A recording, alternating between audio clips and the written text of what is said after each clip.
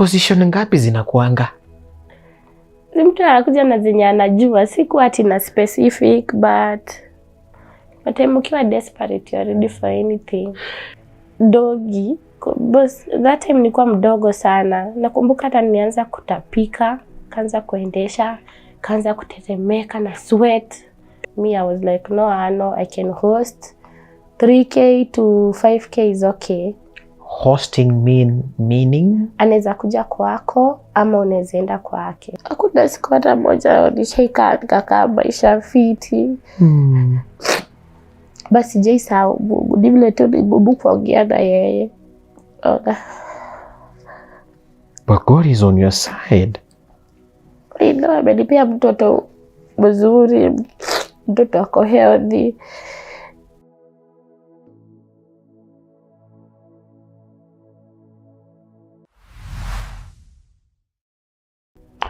Hello guys, karibu ndani ya Tales by Titus za 254 nyumbani kwa amazing stories. Happy New Year. How are you? Wherever you are, wherever you're getting us from. Karibuni sana ndani ya stories zetu. Na kukaribisha leo hii nikiwa ndani ya studio zetu, nimekuandalia one of the best stories ambazo ni za huu mwaka. Mwaka huu tunataka tufanye a lot of transformation. And today tuko na mwanadada ambaye ako tayari kuweza kutuelezea ni vitu aina gani ambavyo amekuwa akifanya, amekuwa akipitia ndani. Ni msichana ambaye anasema kwamba alifika mahali akakuwa addictive na bangi, akakuwa addictive na pombe, amekuwa into hookups, amekuwa into a lot. Depression imempiga.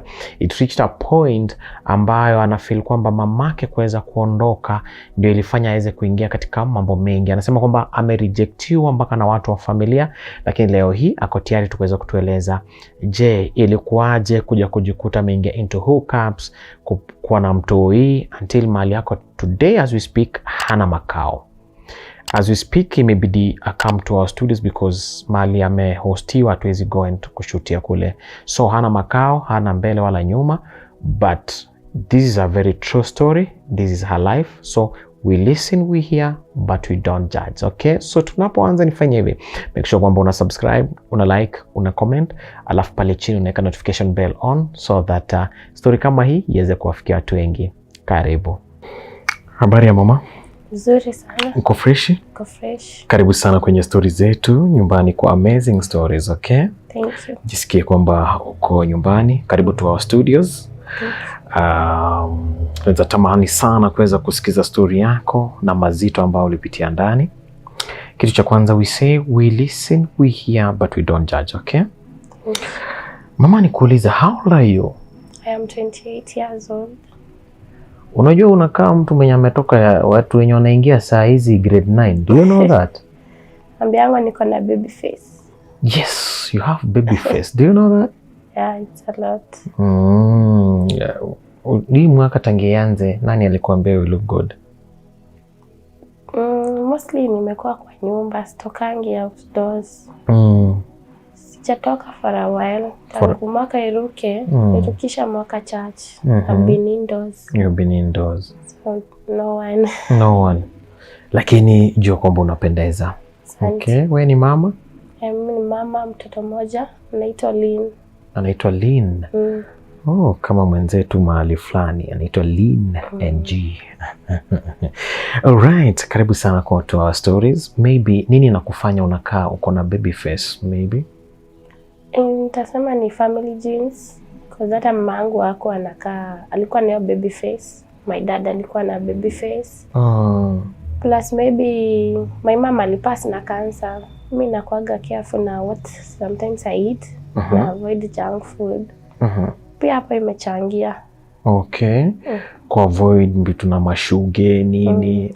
Kunywa herb teas. You know. Maybe mafuta, which one do you apply to your skin? Mafuta yoyote tu. Ni watu Pakangi mafuta uso. Wewe ni watu wa ng'ombe. Naweza paka Remis. But hata tuseme hata time nishaikuwa na pesa, I just grab any lotion. Sina specific. Wow, but just know you look good, okay? Thank you. Karibu to our stories. Sisi hapa hupenda sana ku appreciate all beautiful ladies. Na kunanga mtu ugly. Do you know that? Kila mtu ameweza kuumbwa na urembo wake, alright? Story yako ilinishtua kidogo wakati uliniambia bro, mimi niko into depression. Uliniambia mahali mlikuwa mnakaa mlifurushwa. Nilifukuzwa na kiatika December ikianza. Sikuwa na rent yote but hakuwa understanding. So nimeweka vitu kwa rafiki yangu. Ever since then nimekuwa hapa pale. Naenda kwa aunti zangu, hawako welcoming. Sasa natembea kwa marafiki zenye tulikuwa tunasoma na wao. Nakaa kidogo naenda kwa mtu mwingine hivyo. Kuna situation imekuwa hard. Okay, ndio kama nini ilikufanya uamue tutafute? Cause mtoto wangu hayuko sawa. Naona nampea traumas like life yenye sahi nakalisha mtoto ndio mimi nimekaa. Na sitaki hivyo. Nataka akuwe na better life and I be a better mom and a better sister. A better sister. Yeah. Wow. Karibu sana to our stories. Niko sure kwamba by the end of the story, niko sure kwamba my people, they are listening to you. Wewe wape story venye ilikuwa. Hapa hatufichi kitu chochote, okay? Hapa sisi hufunguka. So umeona mademu wengine wanafunguka? Hapa watu hufunguka kwa mteremko kwenda sana. Because at the end of the day, we listen, we hear, but we don't judge. And also, wanasema kwamba mficha uchi hazai, okay? So mama, kwa mtu ambaye anakutazama kwanza, kwa majina kamili mimi najulikana kama Titus Lusega. Mimi ndio mwanzilishi wa hiki kipindi, okay? Nataka kwa mtu ambaye anakutazama kwa sasa uweze kutueleza majina kamili ni nani, umezaliwa wapi, ukalelewa wapi, na safari ya maisha ilianzia wapi mama? Karibu. Santi, my names are Hannah Nduta. I'm a Mama Gathoni. I am 28 years old. Nizaliwa Kabete Wangige. But hatukukaa huko sana, tumehama. My mom didn't have like a stable life. So kwenye alikuwa anapata kazi tunahama. So nimeishi mahali mingi sana. Nimeishi Kitengela, tumeishi Kiambaa, karibu na Limuru. Tumerudi tukaishi Ushago afterwards, like after Nichols form 2. Okay. Tukarudi kwenye mamangu amezaliwa kwa babake. Tukakaa huko mpaka time alipasi. Alright. Ulisoma ukafika darasa la ngapi? Nilifika form 4. Nilikuwa nimeanza college utalii. But vile mama alipass, the fee was too much. Plus kuna principal alianza kuniharas huko. Alikuwa anataka kulala na mimi. So I was struggling ku accept hiyo death ya mamangu. Plus struggling na mtu anakupea headache kwa shule na unang'ang'ana. But pia the school was expensive, so seeing a manage. Shule ilikuwa somehow expensive. It's okay. Pole for that. So life ilianzia wapi? Kwanza wewe ni mama, watoto wangapi? Ningekuwa na watoto 2, but niliuzi mtoto wangu wa kwanza vile nilijifungua alikaa 2 days due to pressure. But 1 year later nikapata mwingine na mwenye sasa niko naye anaitwa Lynn. Niko na mtoto sasa mmoja saizi. It's okay. So mama, uliniambia niko na depression, mimi nimejichoma, mimi hutumia bangi, mimi hutumia pombe sometimes. Ukaniambia umefanya vitu ambavyo tu una struggle ili ku make sure to life at the end of the day inakuwa fiti, lakini ndio the more unatumia, the more unafanya hivi vitu, the more maisha yako inaenda kiharibika. Nataka leo hii utuanzishie safari. Ulianzia wapi ndio mambo ikuje kuharibika? After high school ama shida zilianzia wapi? Nikikumbuka vizuri, shida yangu ilianza when I was in class 6. We were chased out of kwenye mamangu alikuwa anakaa kwa babake, walituchase wakatuweka kwa cube and tukaanza kustruggle. Mamangu akarudi nyuma kutembea huko juu ya job, na mostly alikuwa anafanya job za club. Hatujaikaa poa. But after form 4 nilikuwa nimepata ka job. I was struggling vizuri. Then when I was in first year, my mom started getting sick. She had cancer. Akaanza kukonda, hakuna family support, hakuna mtu anamsaidia, anajipeleka hosi peke yake. Mimi nilikuwa naenda shule na naenda job, singe make. So vile nilianza kuvuta weed, ni ile like unaona your mom is dying, you have no help, wameanza kuvutiana shamba. So the reality was hitting in na ukismoke weed, mtu feel like shida zimepotea, una feel relaxed, like you don't think much of what is happening. So I thought it was something good that I was dealing my pain with, but after like 10 years nakuja kuona vile sasa nimekuwa mama. Ni kama silei mtoto vizuri, shina namgombanisha, nikiwa high niko like in another world, anaweza nita hata mara kama 3 4 before me nisikize hiyo attention. So nakaa naanza sasa kujijudge, mimi ni mama nakaa aje nini. Imefanya at least last year October nikaacha weed. Nikasema I won't do it for the sake of my baby, ni focus. But pia withdrawals niko nazo juu sometimes nasikia kama na touch out of reality. Faa kufanya kitu na sahau ama naamka nashindwa like hiyo kifeeling ya weed ikitoka una feel like you don't belong here, like you're void or something, unasikia kama uko void. But kando na weed pia nimelewa, but kulewa ilikuwa zile za you don't have money, unataka kuenda kupata pesa maybe ya rahisi before uandikwe.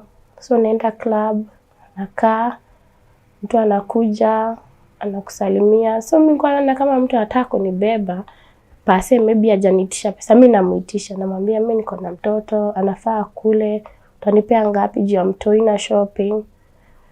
Pombe hapo ndio imekuja kuniharibia sana cause una feel like that's an easier way, shortcut. Plus ukipata job kwa zile za unafuta maybe ni juu unavuta weed unakuwa lazy ama meet expectations za huko, but pombe uko guarantee ukiingia umevaa vile umevaa vibaya kuna mtu tu anakujia. Ni kama anajichazia wewe uko hapo biashara. Alright, turudi hapa nyuma. So unasema kwamba class 6 ndio vitu zilikuja zikaharibika, so ukajikuta umeingia kwa pombe, umeingia kwa shash. Let me know kidogo life yenu pale home. Mama Buda alikuwa na mom hasa mom kama angali hai alikuwa na provide aje, na je wakati alikuja kupass vitu zili change aje? So mama alikuwa single mom. Yeye alikuwa anafanya kazi za club, mostly ni club, kufulia watu nguo, hivyo kuitoa vibarua hapa na pale, organize hizo chama za mama. Basi mimi nasema mamangu alitry cause hatukuwa mbaya kama vile like after ameenda.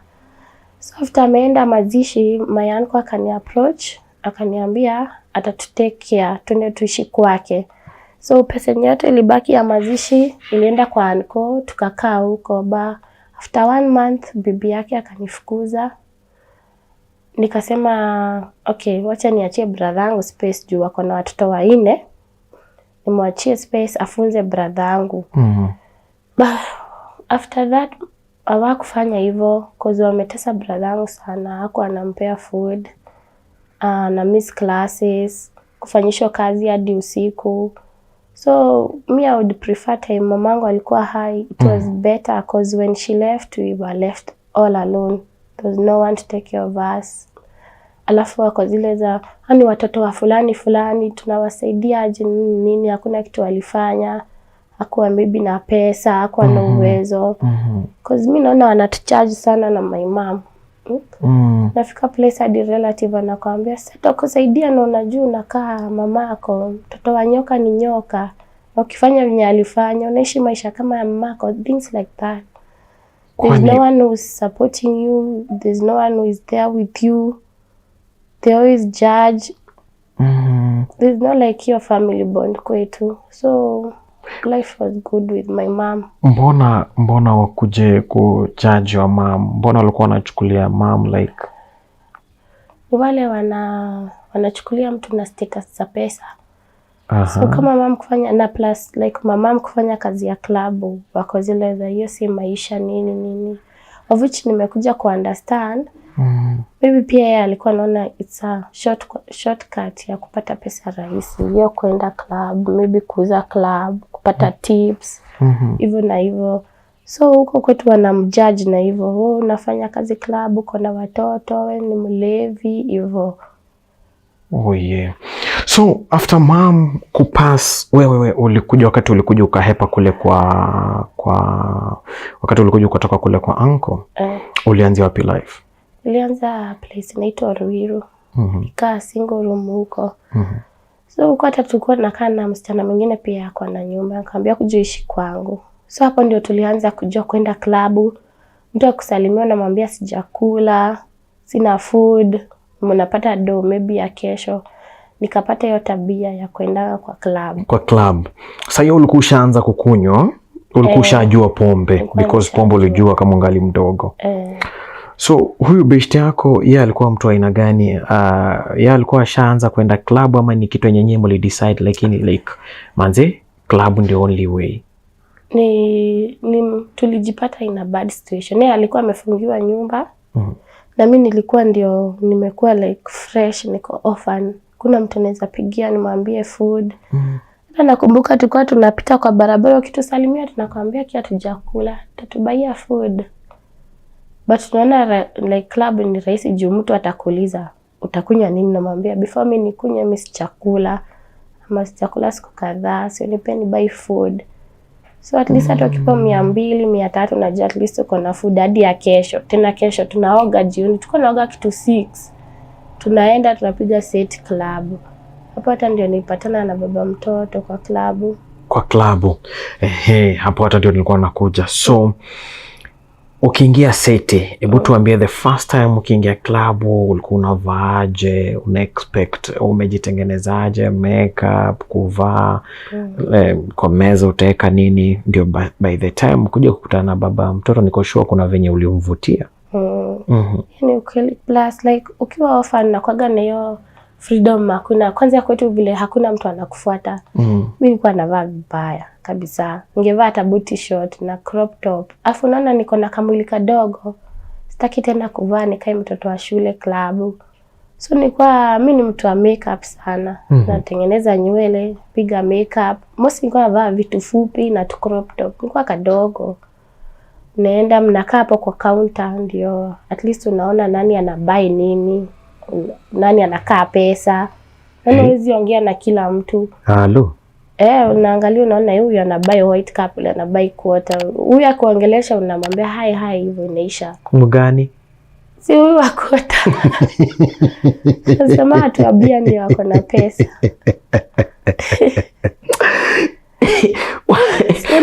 Wakuota ni hi. Lakini huyu wa bia. Unajua kimwambia hujakula wa bia anakuambia okay, shika hii ndio ukule urudi. Actually tulimit hivyo na baba mtoto. Uliona, hebu tuambie yeye ilikuwaje? So, alikuwa zile za hi. Tukamwambia si hujakula na best yangu. Akatupea pesa siku ya kwanza. Tukaenda tunarudi na buy pombe. Aliwajenga ngapi? Siku yako unapewa 300, lakini najua mimi na best yangu kwa nakula chapo 2 na supu ya 10 bob, hiyo ni kama 60 bob. Mnajua mko na doadi ya kesho. So aka continue kufanya hiyo tabia mpaka niko zile za okay, sasa nimepata mtu mmoja at least ananilisha. Hii yote akikufanyia hivi hajaitisha mzigo au shushe mzigo? Mzigo utaitishwa tu, but yeye ni ile like ni kama bado mnaanza. Alinipenda yeye because sikuona kama ananitumia vibaya. Alikupenda from the word go. But naambia hakuna bibi club juu saya kama angekuwa ananipenda sana angekuwa shanioa. Halo.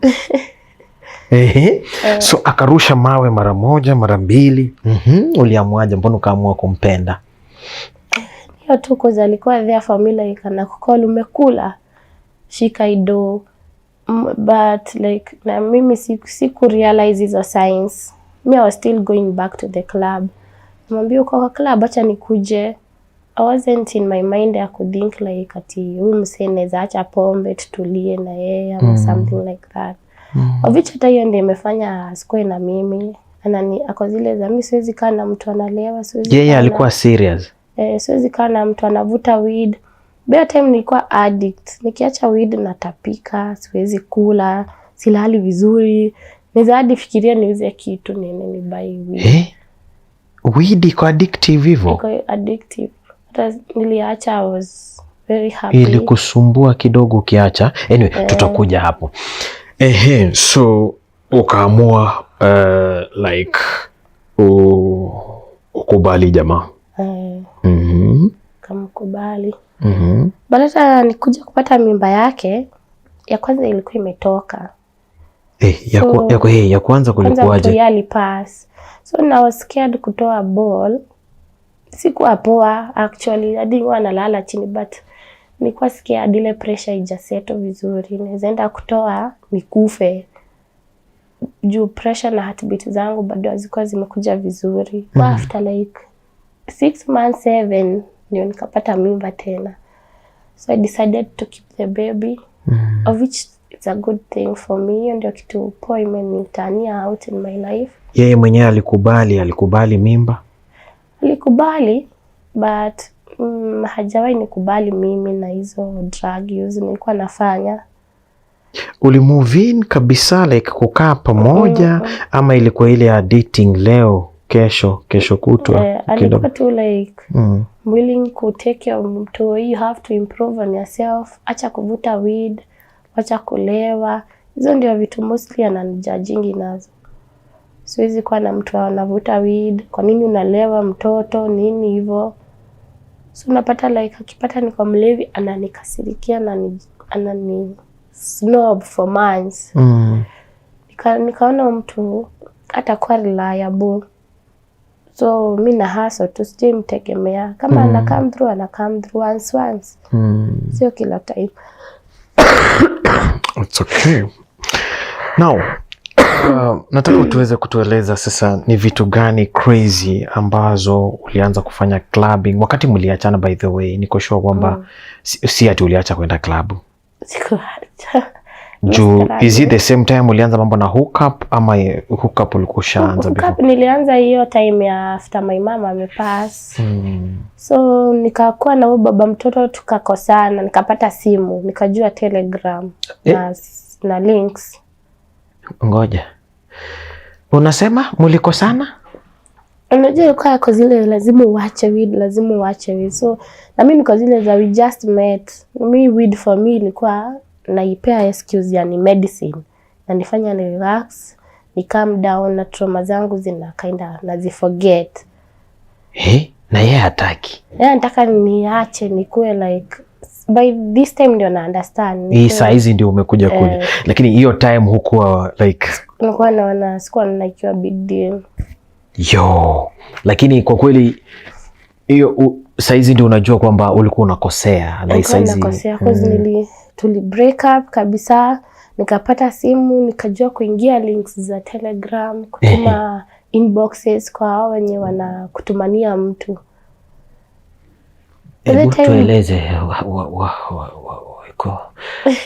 Telegram kunaendaje?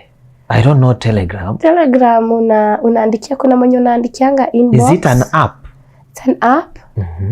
Una download but you have to get links. So nikapewa link na mtu. Nikaenda kwa inbox, una text ya mtu miaka, kenye uko comfortable nayo, positions nini, unaweza host ama uwezi host na pesa unataka. Ngoja. Tupe profile yako. Tupe profile yako ilikuwaje? Just be honest. Usifiche. We listen, we hear, but we don't judge. I was like, okay, mimi kitu sikuwa nayo ready ni annual. I was like, no annual, I can host 3K to 5K is okay. Hosting meaning? Anaweza kuja kwako ama unaweza enda kwake. Watu wangu anaweza kuja kwangu ama anaweza kuja kwako. Mimi was safer kwangu juu mimi kwa naogopa kwenda kwa watu. Sijui mimi niko na hiyo phobia ya kwenda kwa place ujui. So iko inakaa hivi ya kwangu, plus na naishi single room. Nyumba yote unaiona, kuna kitu inaweza happen hapo.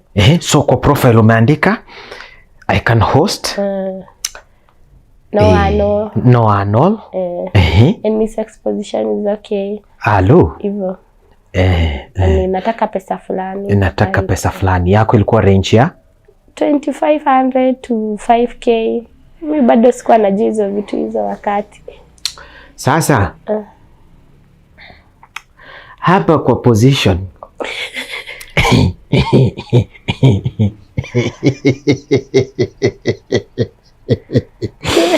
watu wangu unacheka, lakini hizi vitu ni nzito zenye ama ndemu wanafanya huko nje.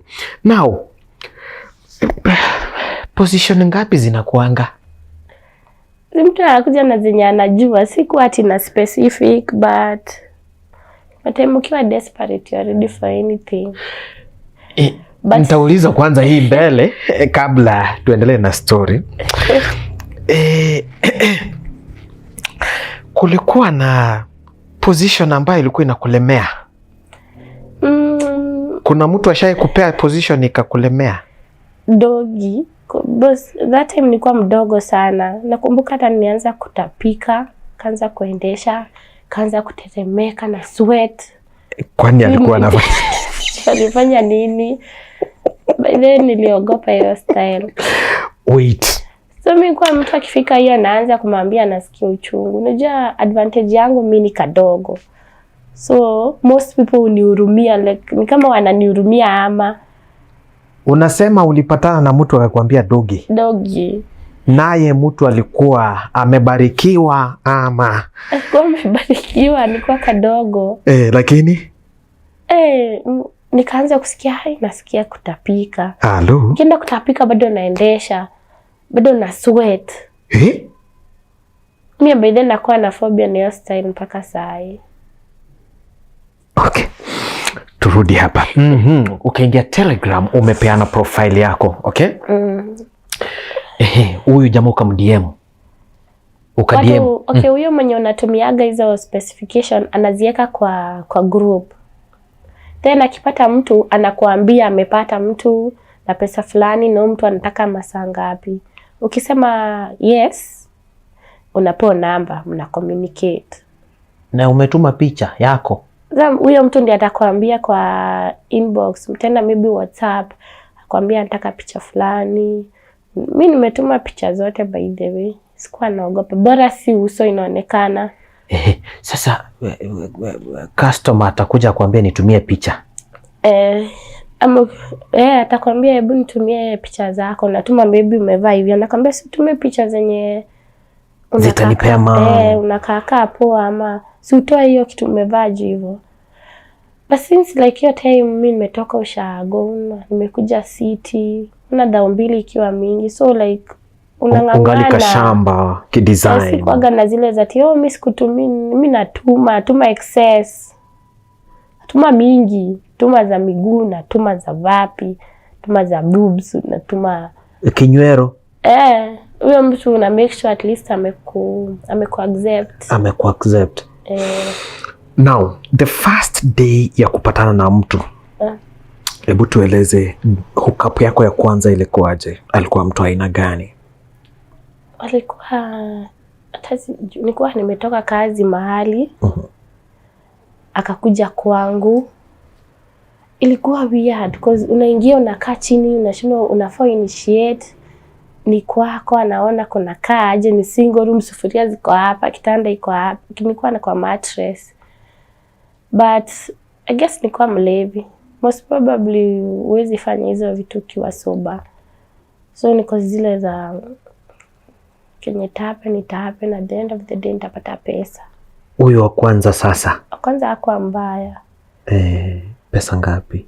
Alinipea 2k but hakukaa. Alikaa kama 2 hours akaenda. Hakukaa like the whole night. Usiku? Hakukaa. Ilikuwa usiku? Kwa usiku. 2 hours? 2 hours hivi. Kwa 2k na umekaa single unafurahia aje? Mtoi yako wapi saa hiyo? Sasa sikuwa nimejifungua. Oh, kumejifungua. Sasa uko ni uko nyuma. Haya. So, 2K unaenda kufanyia nini? 2K shopping. So, ilikuwa pesa mingi hiyo time. Shopping, maybe kutafuta kazi, kununua vitu kama gas, kuwa na gas, kununua gas, kupata huka pengine unalipa hao. Kuja nikanunua the bed na hizo pesa hivyo. Hizi za nini tu? Unawanunulia mpaka stadium. Most of the time hautakuwa huko, utakuwa kwako, utaenda kwa huyo mtu. Juu nimeenda pia kwa watu. During this hookup, nataka uweze kutuambia kuna mtu akushai kuja kwako akakugeuka na kuna time ushaienda hookup nje kikaumana? Hizi kama 1 year end. Kuna place nilikuwa nafanya kazi club. And then huko mademo walikuwa nikawa washazoea hookup. So the next day unasikia mtu fulani alinibeba, alinipea diki. Mimi sasa nimeanza job, mtoto ako daycare analipa 300 per day. Nikaona kumbe huku kuna form. So wasichana walikuwa gazile za customer akikuja atakupoint yule dema kwa opportunity. Naenda nakaa na huyo mtu nini, ananiambia twende nitakupea pesa fulani hivi na hivi. So nikamit mtu huko. Tukaenda na yeye the first day. Hatukukaa, kanipea 1000. Juu ilikuwa niliingia tu tukaninisha tu moja nikatoka. Huyo mtu ni kama alinipenda. So akakuwa ananiita BNB Thika, ananiita BNB huko at River. So the first thing mimi ashanifanyia mbaya ni nilikuwa BNB amekuja sema nipikie. Kienda kumpikia kidogo akapigia beshte yake mwingine. Akamwambia kuja huku usikupikie ukule. Tuko hii area zenyu nini. Mzee akakuja. Sisi tumemaliza kula na expect huyo mtu aendi. Tukaingia si wote kitanda na shindo ni nini hawa? Kwani nini na happen hizi hookup? Kwani hakuniambia naleta mtu? Mimi nadhani huyo mtu atalala tu. Na ni mtu umezoea for some time. Nimezoea huyu mmoja, beshte yake sijawahi muona. So vile like tulala na huyo mtu akaniambia sasa siupe beshte yangu. Nikamwambia nikamuita ambia ni nini? Hauko umeniambia hizi vitu. Akaanza zile za unajua mimi ndio nimelipa huko, mimi sipendi ujinga by the way, kuna kitu ita happen mbaya huku. Kuna kitu na si umpatie, kwani kumpatia nimpatie unataka how much nini hivyo. Sasa ilifika place nikaona kwenye niko sijulikani na huyu mtu itakuwa mbaya, mimi ndio nitaumia juu wako wawili. Mimi nikasema mbaya ibidi sana nilale na wote wawili at the same time. But uzuri ni huyo mtu alikuwa ananipea pesa. Sasa hiyo niko protection alitumia, at least alikuwa na buy condoms. Shida ni alifanya kitu mazoea but alikuwa ananipea do. Analeta beshte yake? Sasa the next day aliona guess nimefreak out hiyo siku ya kwanza. So the next day akaniambia suite beshte yako. Muite, nitamuitia msichana, tutakuwa si 4. Boy akafika rafiki yangu. Anatuforce tuende kwa bed sisi wote. Wangapi? Tukiwa mimi na huyo boy na yeye. Kaka ni kama zoea. Afa kwa zile za umenisaidia sana, nimefanya kitu sijaifanya maisha yangu. Sitaki kusahau. Uzuri ananipea do at the end of the day. Kwani fetish yake ni ule msee mwenye anataka kufanya na mwanaume mwingine akiwa? Yes, alikuwa anataka threesome ya wanaume wawili. So huyu beshte yako mwenye ulikuja naye? Na yeye mimi sijui aliunderstand huyo mtu ako na doju BNB na kaa poa. Hako tu. So huyu anaingia, huyu anatoka, mwingine anaingia. Hata huyu beshte yako yenye umekuja naye? Sasa unaona ukikaa like beshte yako Afrika utaanza kuambia rada yenyu na nini, mimi nitaenda. Anza kututishia maisha. Cause ni mtu wako kwa government, ako na pesa. Unaona? Unaogopa hakuna kitu kitafanyika. Anaanza kushautu, nimelipa huku, mnanibeba. Unajua mimi nimelipia vitu huku. unajua nini kitu inaweza fanyika hapa kitu So na nikuulize, huyu ni best yako mmetoka naye home? Sasa hata uzuri ni huyo best tushaitaka kudate na yeye, so nilikuwa at least huyu niko comfortable. Juu nishaikuwa naye siku nyingine, nilimuita tu for fun. Juu alikuwa anaambiwa analetewa msichana. Kumbe msichana ni wewe? Kumbe msichana ni mimi. Unageuzia ukiwa kwa stage? Nilifanyia hivyo mara 3, nikaona hii kuipoa na my mental. Anakuletea mwanaume mwingine every time you guys? Ama ananiambia mimi niite. So mimi na prefer tafadhali niite mtu najua. Okay. Kuliko kozule wa kwanza best yake mile ni freak out. Afadhali mtu mwenye unajua kuliko mtu mwenye you know haujui. Alright.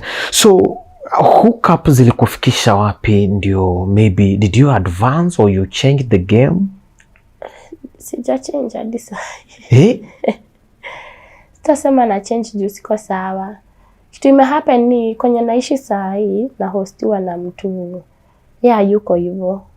So like huwezi toka kwake usiku, unaona?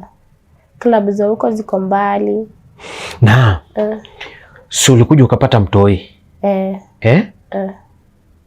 Uliendelea na huko? Sio story nakwambia ni ajuzi nikiwa na mtoto. Sasa mtoto kwa nyumba unafanyanga aje? Mtoto ni kitu imeniokolea ni daycare. Kuna daycare iko hapa Roysambu mzuri sana. Cause hiyo nilikuwa hata nikienda job naacha mtoi. So kama naenda hookup napigiwa madam, anambia mimi nitakuja kesho, na mtumia ya food na ya daycare. Hajaitesa mtoi wangu. To a point imefika sasa niko broke. Napeleka mtoto daycare juu najua atakula. Naeka deni huko, naenda natembea club kama siku 3 non-stop, sijijui. Cause niko zile za imefika jioni, sina do. Nachukua mtoto nimpeleke wapi, sina food. Na huko daycare huyu mama naye ako mzuri. Mtoto anakula, anaoshwa. Sasa mimi kwa naona nimekuwa broke, nimefika mwisho, mbi sijapata kibarua. 3 days in club. Una club ama ni do unatafuta? What are you doing inside here? Cause mimi sijui kuzurua club different. Sasa yenye naenda unapata namezeana na watu huko, najua huyu ana do, najua ana do. Nafika place hakuna mtu mgeni, maybe anakuja ama mtu mshe maybe fanye hivyo mwambie toende tena. Na kunywa hadi najisahau. But ni ile nilikuwa najua mtoto ako safe, I guess. Najua mtoto mali yako ako sawa, kuna CCTV, nenda namuona. So mama, are you not in fear that niko club naenda na huyu nitapata ugonjwa? The money you're getting unapeleka wapi pesa unapata, ama unakaa tu kwa club hivyo? Uzuri ni like mimi natumia protection, hata nilewe aje lazima nitakwambia buy condom. Hiyo nayo inakuaga sure bet. Pesa yenye napata hapo naenda nanunua shopping mingi, ama nalipa hao. Utaniona club kama wiki moja. Ikiisha narudi tena. Nikipata job utaniona club. Nikirudi broke naona kama ni an easier solution hapo. Have you tried to look for another job? Maybe ukajaribu kufanya ukaona haiwezi. Nishaitiwa ya merchandising but unatumwa huko, una transport, na hiyo daycare lazima ulipe. So at the end of the day ukiona mahesabu unaona ni kama unafanya hivi pesa ikusaidii, una get into debts. Lazima pia kama una transport ya kesho, nitaenda tu club nilewe nilale na mtu ndio nipate like transport ya siku 2 ya hiyo kazi. Nikaona tu hata na hookup sasa juu ya kazi ya mtu mwingine inisaidii. Wao wanaume ambao wamekuzoea, niko sure kwamba kuna wale wenye wamekuzoea, wale ambao wanajua mimi nikienda manze niko sure ana hata niangushia. How much do you charge them kuenda na wao? Is it for full night or a night unaweza enda na wanaume wangapi? Mimi naweza fanya yini. Kuna mahali nafika like nimekaa club siku 3. Nimelala huko juu. Mimi nikienda kwa nyumba bila mtoto naanzanga napata nightmares, siwezi lala. Sasa nimekaa kama club siku 3. Mtu akuja niambia atanipea dhao, tunaenda shot moja na ananipea dhao. Narudi home na buy food yenye itatusustain. Ikiisha narudisha mtoto daycare. Naenda natafuta hivyo. Cause pia kazi ukiandikwa inataka ukuwe na savings. Juu huwezi lipo hapo hapo. Lazima utafanya mwezi mzima. Utapata hapi hiyo do ya daycare ya whole month, ya food. So kwa unapata natoka job naenda club. Seti, tafuta mtu. So klabu ukiingia umevaaje? Umevaa kidesign gani? Hebu tupe design. Unaingia klabu ndio mwanaume aweza kuvutiwa, inakuangaje? Mimi huvaa baya. Hadi leo nimevaa decent. Mimi navaa tu vitu fupi na crop top. Tungo twangu tote tunafika hapa. Handkerchiefs. Kwanza mimi napenda vitu kona neti huku juu. Nionyeshe jegi. Kama kitu kwa mgongo wazi. Like nikishaingia hivi club najua si bibi ya mtu huyu. Ukiingia umeingia. Unaona nikivaa decent pia nakaa katoto, nakaa kama mtu kako shule. So ni uvae rough. Navaa rough, utaniuliza ID vile nimevaa. What you young girls will do. Mtu anaweza uliza, somebody anaweza uliza, na niko sure hata kwa comment section wanauliza, hii pesa unapata ikwe 500,000 uwezi amua uweke kitu kama kibanda, uweke something like maybe to mayai, to smoky, somewhere by the end of the day umepata 200 yako, 300 yako. Azijai kuwa mingi, tunapata hookups mingi at once. Nyo nikipata dhao nakimbia nanunua food. Nanunua unga, nanunua makaa, nanunua sukari, mchele. Dhao sahi ni pesa kadogo. Juu unaona like, okay, nikianzia mayai, haitatosha dhao. Kubai hadi hizo buckets, vitunguu, visu. Unaona? So naamua tu ni buy food. Wewe mwenyewe ushaifikiria kufanya maybe your own job? Yeah, nishawahi. Hata kuna time kwa nimetafuta space. Nifunza beadwork na mtu Thika. Najua kufunga hizi, nimevaa, najua ya Kenya. Plus na cosmetic in short naweza. Like hiyo nikifanya beads, niko na panties, niko na socks, vest, boxers. Hiyo ndio kitu nishaifikiria kufanya. Kwa mahali kuna watu wanasonga sana. Hizo ni vitu watu wanavaa. Yeah. Kuna siku ushaienda na mtu mkiwa kwa game, CD ka burst ama ukafika mtu akakwambia manze mimi leo ni mwili kwa mwili. Ushaifikia that situation maybe? Nishawahi. Ilikuwa juzi tu. Nimekuwa out of job, nimekuwa broke, nikapeleka mtoto akakaa karibu wiki daycare. Sipati do. Mimi nikienda home, nikapata na mtu akasimamisha gari. Kaniambia unakaa poa, si uingie unipeleke nanunua trouser, nionyeshe trouser zinauzangwa wapi huko. Mimi nikasema ni vile huyo mtu anakaa pesa, gari ni mpya. Mimi nikaingia, nasema mbaya. Ndio huyo amenipeleka mpaka Kilimani. So nilianza kupanic. Tunafika nashindwa okay, huyu mtu amenileta place jui, atanirudisha, sina do, sina hata 1 bob. So mi vile tulifika bed, namuuliza hii condom iko wapi? Mtu ana assume tu, but alikuwa amesema atanipea 5k. So niko ako zile za tulale tu ama. Mimi nakumbuka mtu ako daycare sasa inasema 2500. Akinipea 5k ni pesa mingi. Mimi nikariski, nikalala na yeye hivyo. So niko zile za Mungu tu nisaidie. Usiku mzima. But kwa zile za hata usipopata hiyo 5k una mama ati una make someone proud. Unajua unafika place to a point una give up like sasa hata miss wa maana. Na nakataa 5k juu ya kitu kidogo hivyo. Nimepima juzi niko zile za Mungu alinisave hapo juu ungejua mtu kama wako aje, especially mtu wako na do. You do check up yourself after some time? Like ama mtu mwenye anataka tupime mu pima. Sijaikataa. We? Hiyo nilikuwa nimeogopa cause hadi mtu simjui. Tulipatana tu na yeye kwa barabara. Si ati tulitoana club tukaongea. Lakini juu ni kazi. Niko zile za yeye ameniambia 5k na vile mashida ni mingi. Jana akalipa nyumba, katoa mtoto daycare, nikabuy shopping. But deep down uko zile za I hope Mungu tu ani protect juu sikuwa na otherwise. When you go to this job, unaombanga Mungu sometimes ambia manze nikumbuke, manze nakapitia. Do you usually pray? Do you usually sometimes kukumbuka tu Mungu sometimes inakuwa fiti sana. Yeah, sometimes do you usually unajikumbuka? Mimi nitasema ukweli, mimi naamini Mungu sana, but ni ngumu mimi kuomba. Hata kitaka kuomba nashindwa. Maybe niandike. Ni kama nataka kuomba mimi write it down. Naona kama siko worthy kwa Mungu sana.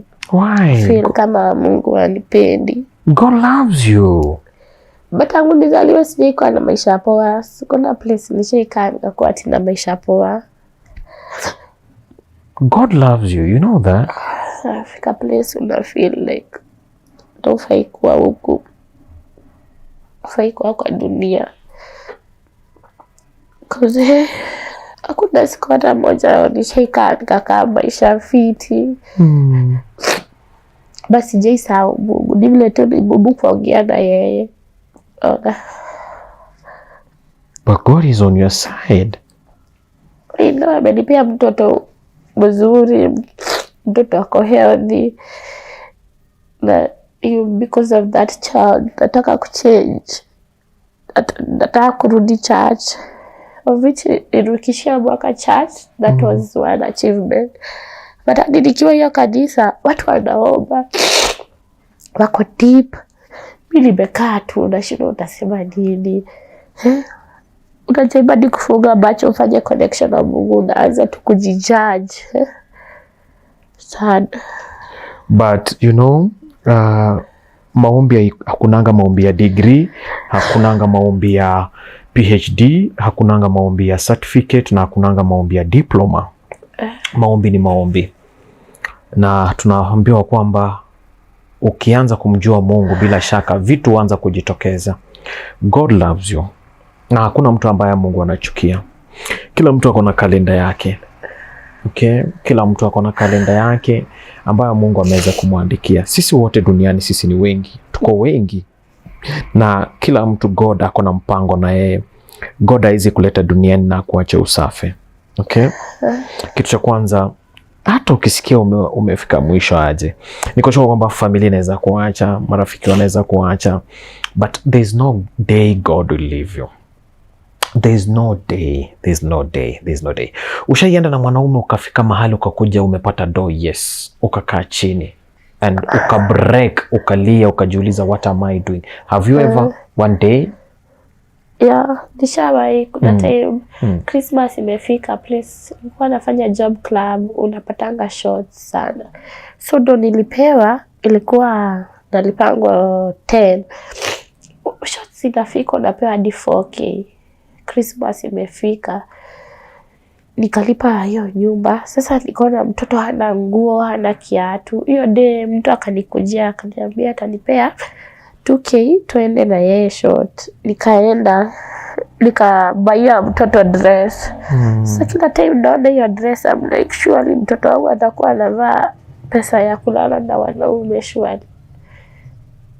Hadi nguo hadi waleo naichukia, like sioni hard work yangu hapo na niko kazi. Why should I go an extra mile kutafuta bado pesa? Yeah. Ukiwa kazi kwa zile kilipo nitafanyia mtoto hivi na hivi, at least ni pesa yako.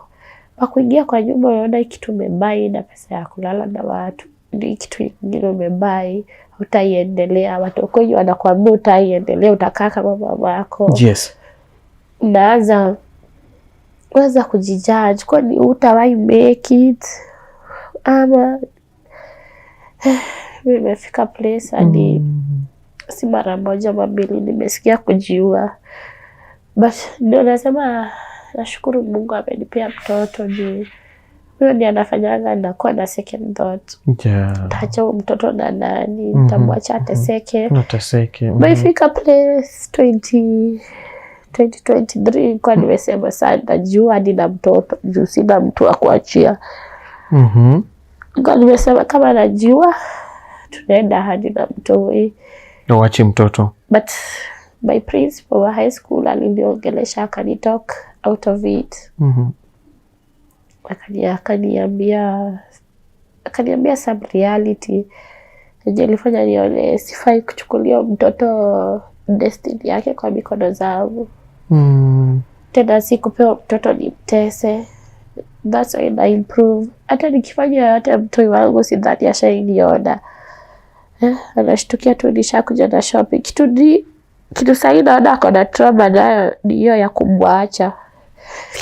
Nimemwacha deki sana. Sasa kila time hata nikitoka hivyo mlango unaona anashtuka, umeniacha umeenda. Anashinda akiniuliza hivyo, kwa hiyo umeniacha mama, umeenda tena hivyo. Sitaki improve. It's okay. Do you some days una feel kwamba unaweza kutaka kuwa a woman like wanawake wengine ambao maybe huko na familia, you have a good life? Do you usually feel sometimes like that? Yeah, kwanza sahi nimekuwa homeless for a while, so many times. Na wish tu nikae stable, at least hata nikae na mtoto mahali, hatutashinda tukihama, hatutashinda maisha mbaya. Sahi nimeacha weed. Wala sitamshautia apate kwenda. Sasa anafaa kuwa shule hajaanza. Natamani sana nikuwe a better man mostly. Mtoto wangu asiwahi kuja kuteseka baadaye. Kama ni kuanza biashara, nitafute vile tutakuwa stable for life. And like there's no going back. Yes. Wow. Maybe how are you seeing your future? Unaona future yako unafikiria ikiwaje? Unafikiria nini kwa maisha yako? Kenya naweza fanya ama? Unajiona ukiwa wapi in the next, let's say 5 years from now? Where will Hannah be? Tamani nikuwe na biashara. Kuwe nimesave. After 5 years nianze kujenga. Nijenge juu. Sema kama mamangu alikuwa sawa, atochie nyumba hata kama ni ya mabati. Ingekuwa better juu sahi ingekuwa uko kwetu. Ingekuwa kwa hiyo nyumba. Lakini nafika uko homeless, una place ya kwenda, una relatives. Singetaka watoi wangu wa go through, ama mtoi wangu wa go through kitu kama hiyo ever. Do you usually feel like manze mi nikapata mtu wa kunisaidia, mi job na achana nayo, staenda street, staenda kufanya nini? Uko na hayo maono? Juu most of the time mimi nakuanga nayo control ya pombe, si lazima nikunywe. So ile time nataka nikuwe sawa, sitawahi kunywa juu I feel I need kubond na mtoto. Nafaa kukaa na yeye, aache kusikia ni kama namuacha kila time, naenda wapi hivyo. Tamani kuwa na stability kwanza, mostly ya a home. Hiyo ndio kitu inanisumbua sahi. Kukuwa na kwangu.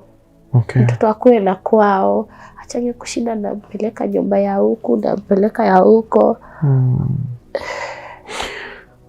Mtu ataniuliza na niulize Titus, mbona ukuuliza hii? Nikuulize, sex ni addictive to you? It was kitambo, but for now inanifanya self-esteem yangu inaenda chini. Mimi decide nikitaka kudate, sitaka mtu kudate mtu ako hyper na sex. Nataka mtu ana listen na kwa therefore, because me sometimes when I do it na ni affect na jichukia na judge. Naanza kurudi down, naanza kusikia kukunywa, spendangi. But kitambo nilikuwa naona ikiwa a way of kusurvive. Ona kama maybe itanisaidia mtu arudi. Ona mtu mulala na yeye atakuacha hivyo. So lazima that time that is. Yeah, but for now It puts me down. Naweza kaa for long. Tukianza uliniambia unafikiria something like ukipata church unaweza tulia. The first church ni wewe kwanza, okay? Unajua mtu kama wewe saizi kuna mtu maybe anakusikiza mahali na anataka kuteka advantage of you. Okay? Usituangushe. Desperation yako isifanye kwamba upate mtu ambaye anataka kutumia tu kimwili, anataka kutumia tu kimapenzi. Please don't, okay?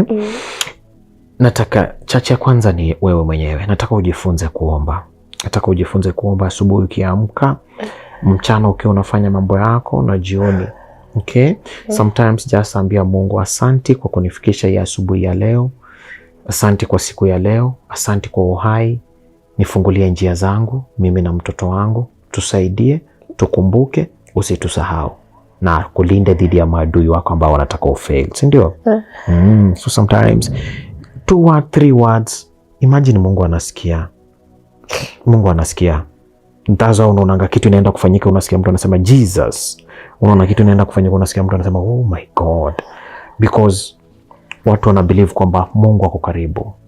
Mungu ako very close na anatusikianga. Na anaweza kutoa kwenye shida the last minute because wewe mwenyewe ni mtoto wake. Okay? So nasikianga tunaambiwa kwamba sisi wenyewe tumetengenezwa kwa image yake Mwenyezi Mungu. Okay? So God ako tu around na wewe. Kitu kingine niko sure kwamba through our story kuna watu watakuinvite kwa church zao. Wewe mwenyewe make a wise decision.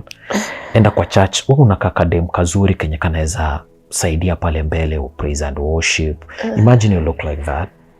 Unakaa na kuona God akikufungulia milango. You yourself having a person who will understand you. A person who will not judge you. Okay? Na ukipata mtu unamfungukia, unamwambia unajua mimi nimepitia a lot. Sitaki tena ukuja hapa sababu ya sex. Unanipenda sababu ya urembo wangu. Mimi niko na mtoto. Utanipenda, sina mzazi, sina anyone who is caring about me. I want a person who will care for me. Okay? This is the main reason why we invite you on our stories. Okay? Yeah, yes you're doing it. But mwenyewe umesema kwamba unafanyanga alafu unajiuliza mtoto wangu atashinda kukula pesa ya kudanga, pesa ya kwenda na mtu, which is a best thing, which is you are in a best way, you are thinking vizuri, because God is going to open your doors. Today as we speak, God is opening your doors. There's somebody on our stories watching you na nenda kusimama nawe kwenye safari yako. Okay? Na pole sana kwa yote ambao ulipitia ndani. Sawa. To young girls ambao wanaingia into mambo na kudanga kwa street, kupenda kuingia klabu, mapombe, mabangi, wanaume, sex. Ni nini ambacho unaweza taka kuadvise since wewe umepitia pale? Nini ambacho unaweza kutaka kuambia? Kuna raha ama ni shida tu? Ni shida tu. Siwezi advise mtu ya maisha nimeishi kwa sababu consequences zake si mzuri. Hakuna mahali, hakuna mtu ashaiendea life kama hiyo, ashaikuwa na good benefits. Utabaki unajichukia. Kama mimi sasa nifika place hadi najiumiza, najichoma na sigara kwa mikono cause like unaona unatumika tu, like unakuwa vain, hauna maana. Hiyo ni kitu inakutolea value kwa maisha yako. As our advice, washikane na marafiki zao. If it's hard kama mimi kupata pesa mingi, muanze side hustle. It's better mtu anze kazi kake kadogo kuliko kwenda kwa club. Juu unalewa, unafanya bado vitu, unalewa, unashout vitu. At the end of the day, the next day, unapata stress imekuwa double. Watu tena wamekujua sana. Umetoa siri zako na usaidiki. So wanakutumia na advantage ya kuna kitu unapitia. Utajua watu wakikutikia mabaya. It's better tu mtu atafute kazi. Hata kama hiyo ulikuwa unaniambia kuuza mayai, kuuza beads kama hizi. Sina kufanya una kama beads. Ukuangi ya idol cause ever unashona tu. You're busy. Yeah. It's better that way. Mtu asidharau pesa kidogo, kwenda kutafuta hizo madhao mingi. Tujue mtu atakupea dhao 2 ama 5. Afadhali 200 unapata yako daily, utalipa hao, utafanya kitu. Siwezi advise mtu your life. It's not good. Not good. To all single mothers outside there, what can you tell them? Tujikaze, tukuleta watoto wateseke. Tuliwaleta wakue in a better place. And like for me, nimesema sitaki kuachia mtoto trauma zangu za either nilipewa na babake ama familia. Kama uko na mtoi na wewe ni single mom, una improve to do better for your kid. Akuwe na life yenye wewe ungetaka kuwa nayo. Usi give up, usilepea mtoto trauma, usimpe tantrums. Udeal na vitu in a positive way. In a positive way. Yeah. Wow, amazing. Asante sana Hannah kwa kuweza kushare nasi hadithi au story ya mambo ambayo unapitia ndani, changamoto ambazo unapitia ndani. Najua kwamba si rahisi, ni ngumu, ni nzito. Pole. Najua kwamba unatamani sana kuwa kama wanawake wengine. Unatamani sana at age of 28. Mungu bado amekupea sura. So unaona Mungu ako na mpango mwema na wewe. No, God amekupea. God amekupea the young face that you having. Hiyo baby face ambao kuna ni God anasema maybe by the age of 30 ataanza kurejeshea vilivyopotea. Amen.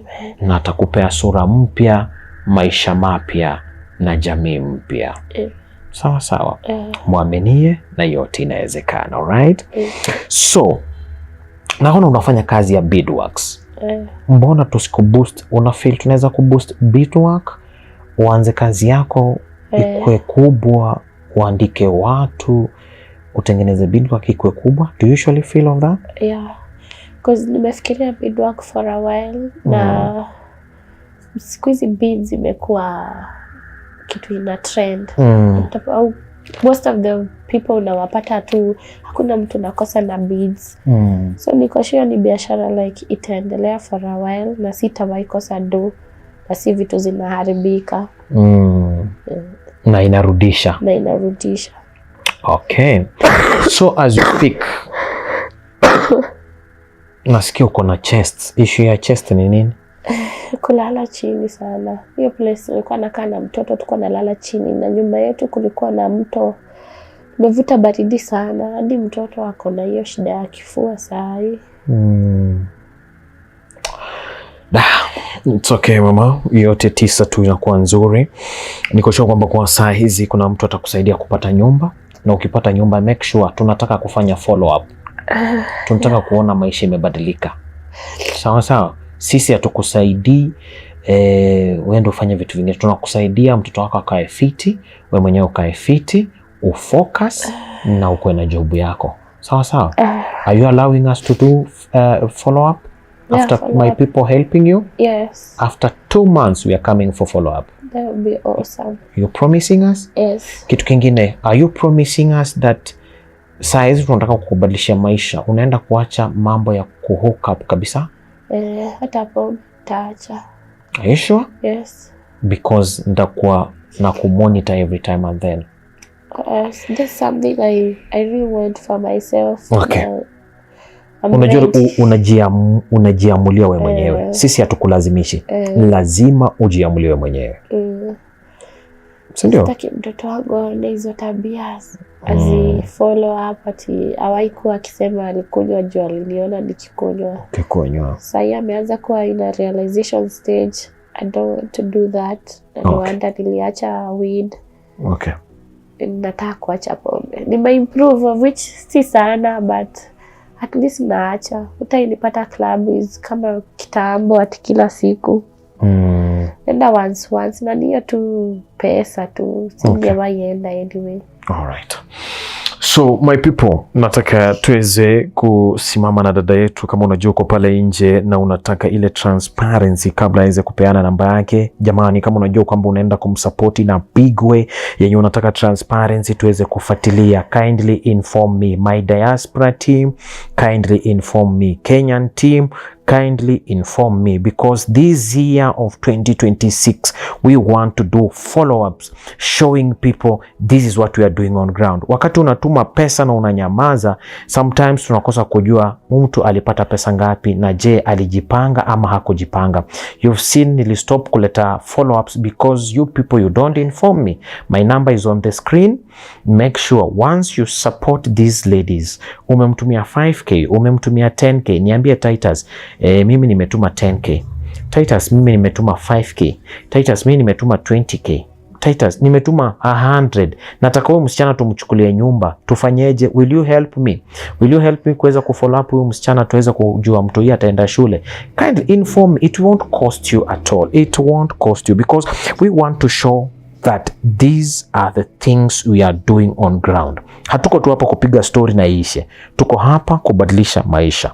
So when you know you contributing anything towards her life, kindly it will be good for you to inform me, so that tukue on one page. Naweza kuwa na easy way ya kufanya follow up na easy way ya kumuuliza pesa fulani uliotumiwa na mtu fulani ulifanyia nini, because ameweza kutaja kila kitu yenye anataka kwenye story, na niko sure through that we will be able to transform real many lives on the screen. Asante sana. Sis, nataka uweze kutupea nambari yako ya simu na majina kamili ambayo tutapata kwa ile nambari ya simu. Namba yako ni? Namba yangu ni 0726 384 654. Rudia tena. 0726 384 654. Majina? Jina inatokaga Hannah Nduta Ndongo. Hannah Nduta Ndongo. Okay. As usual, we say we listen, we hear, but we don't judge. Kwa kweli leo hii umeweza kuisikiza story yake, usimhukumu, manake these are our sisters. Unaweza ona ni mrembo, unaweza ona ako sawa, lakini mgongoni ameyabeba mengi. Kwa kweli kupitia kwenye story yake niko sure kwamba umeweza kujifunza kitu, na kupitia kwa story yake umeweza kujua kwamba sio peke yako ambao unateseka pale nje. Watu ni wengi. Watu wanateseka na wanafanya vitu ambavyo ni crazy kuweza kumake sure tu kwamba watoto wao wanakula, pia life yao inasonga. So as you've heard from her story, hana mtu ambaye anamkumbuka. Kama kuna watu wa familia ambao mnatuwatch, please, msichana anaumia. She's passing through a lot. She's passing through a lot as we speak now. Okay. So ametupea nambari yake ya simu. Kama una feel kwamba unataka tumtransformia maisha, kama una feel kwamba unataka tumtafutie kanyumba aweze kuishi, bila shaka nitakuonyesha zile picha. Na wewe kama ambayo unataka kuweza kusupport na kushukuru, Mungu akurejeshe, Mungu akuongezee. Unapotuma hii pesa, unapomtumia, ni vizuri pia kuniinform ndio tuweze kufanya a good follow up, tuweze kujua our sister amefikia wapi. Hivyo tukiweza kumshika mkono itakuwa vizuri, rather than tumwache aende na hivyo tunasonga. What will we be doing this 2026? We want to transform and have more follow-ups on our stories. Asanteni sana watu wangu, na wapenda. Huu mwaka nimewaambia ni mwaka ambao tuko na projects mingi, niko na vitu mingi ambavyo natarajia kuweza kununua. Niko nafikiria tuanze live, kwenda live, and I can say thank you to my friend Willie from pale US. Thank you for what you did. You bought us something that now is doing well on our stories. Tunakushukuru sana. Nataka mtu mwingine naye kuja tushike mkono. You know, I received a guest from just US. Alikuja akaangalia what we using, the equipment we using, akaamua ni aje tuweze kuimprove the equipment, and indeed Willie mahali huko God akurejeshe. So I need another person mwenye anaweza shikana na Willie aweze kutubaia Yolo Box. Yolo Box ni gear ambayo such a story ambayo umeiona tunaweza iweka live, tunaifanya live, tuna contribute live, tuna transform maisha live, tukusafiri tuko live, unaweza kuwa na event pia wewe mwenyewe tukufanyia live. So I need a person mwenye atatusaidia tupate Yolo Box. Tukipata Yolo Box na tupate na transmitter zake itakuwa fiti, na pia ikiwezekana tupate na kamera nyingine, production ikuwe kubwa, manze tutashukuru sana. Story tunataka tuweze ku transform more girls, more men in our country. Now to do this we need a good gear, a good equipment. Asanteni sana. Make sure kwamba una subscribe, una like, una comment, alafu pale chini unaweka notification bell on. Leo hii story yake Hannah tumeweza kuifikia mwisho. Nambari yake ya simu ndio hii nimeiweka hapa. So let's do something as we transform lives together. As usual we say, we listen, we hear, but we don't judge. Tukutane kwenye next episode all the way from Tales Media Studios. Kwaheri.